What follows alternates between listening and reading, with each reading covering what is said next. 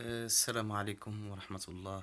لم أكن أريد أن أقوم بالفيديو، ولكن صراحة بطولات العالم مشوقة جدا. لن أقوم بتحليل المباراة، ولكن سنراها سريعا. صراحة فرحت كثيرا بعودة دينغليران بعد انتكاسة سابقة، يعني في النفسية ديالو أو في طريقة اللعب. ولكن كنشوفو عودة قوية، والآن ممكن يعمل مفاجأة، ممكن يولي بطل العالم يعني. طبعا هاد الفرصة هادي أمام جوج لاعبين اللي ما، خصوصا أن ماغنوس يعني خرج من الساحة ديال الشطرنج، فهي فرصة ما تعوض تنشي واحد. لحد الآن كنتفرج في المباراة صراحة للمرة الثانية.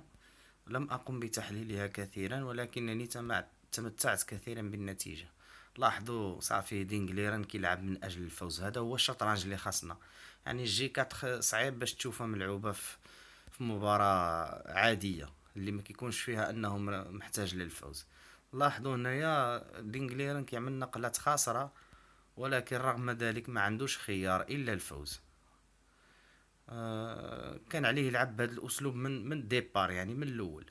لاحظوا هنا نيبومنياتشي فحال تاق براسو بزاف، وبدا كيلعب نقلات. خلى هنايا لا تور كذلك.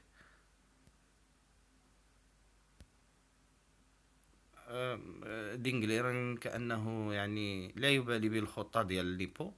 هنا اختار ما ياكلش في السي 4، يلعب على الكلواج.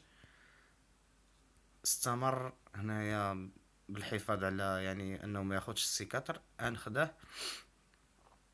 هنا كيبان لي الضغط ديال نيبومنياتشي، رغم ذلك خصوصا الحصان في اش 4 ولي تور مضوبلين في الفايل. هنايا كنظن خطا على حساب الحاسوب كيعطيني بان هنايا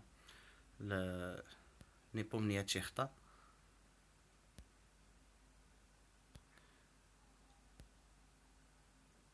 لاننا لينجليرن سد جميع المنافذ على نيبومنياتشي. هو الفكره ديالو انه يسكريفي لا تور في بالكافالي اش 5، ولكن بانت له بانه ما عطياش. لاحظ هنايا خطأ كبير، خلى بيون في اوسيس.